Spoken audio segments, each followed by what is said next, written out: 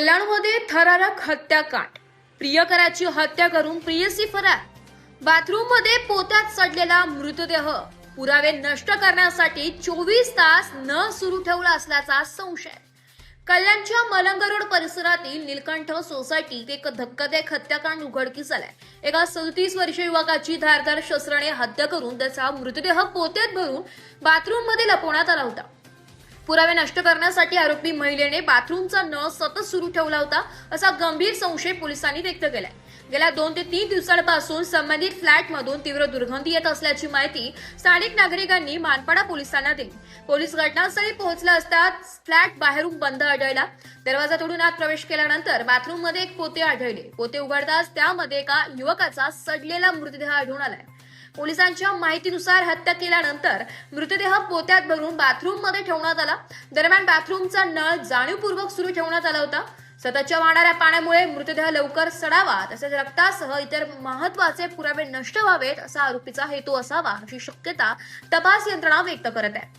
या प्रकरणाला आणखी धक्कादायक वळण देवा मिळाले जेव्हा आरोपी महिला कोलकात्याला फरार झाल्यानंतर तिने घर मालकाला एक व्हॉइस मेसेज पाठवला। त्या मेसेजमध्ये बाथरूममध्ये मृतदेह असल्याची आणि नळ सुरू असल्याची माहिती दिल्याचं पोलिसांनी सांगितलं। मेसेज मिळताच घर मालकाने तातडीने पोलिसांना कळवलंय। मानपाडा पोलिसांनी हत्येचा गुन्हा दाखल केला असून आरोपी महिलेच्या अटकेसाठी विशेष पथक कोलकात्याला रवाना झालंय।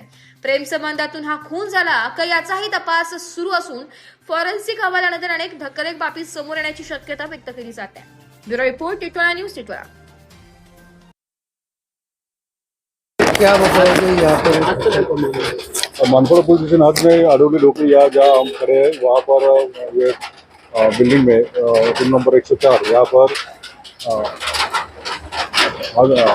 हसीबा अहमदुल्ला इस्लाम नाम की महिला ने उसके प्रेमी को मारा है। बाथरूम में उनका डेड बॉडी मिला है एक गोली में, और उस पर अभी पोस्टमार्टम किया गया है। आरोपी को शोध चले सर, उसको मार के गोली में डाल के काट के रखने की भी बात की जा रही है, और ऊपर से घर मालिक को उन्होंने एक रिकॉर्डिंग भी भेजी हुई है जहाँ पर हत्या करने के बाद महिला ने उनके जो मकान मालिक है उनको वॉइस नोट भेजा है और उसने गुनाह कबूल किया है कि मैंने मेरे प्रेमी को हत्या की है और उसका डेड बॉडी बाथरूम में रखा गया है, तो आप जाकर वो उसको आप इधर दफना दो। तो घर मालिक ने ये बात पुलिस को बताया और पुलिस ने यहाँ पर आकर देखा तो बाथरूम में एक गोली में डेड बॉडी लिपटी हुई थी और वो अभी पोस्टमार्टम के लिए भेजा गया। पोस्टमार्टम हुआ है उसका और उसी का शोध चल रहा है। कितने सालों से रहते थे? क्या बोलते हैं? कितने सालों से रहते थे यहाँ? अभी वो 2.5 महीने से रह रहे थे और उससे पहले उसका जो महिला है इसका पति 2 साल रह चुका है एक से में। सर, एक कितने दिनों पहले इसके होने की संख्या है और पुलिस की आगे की कार्रवाई अभी क्या है?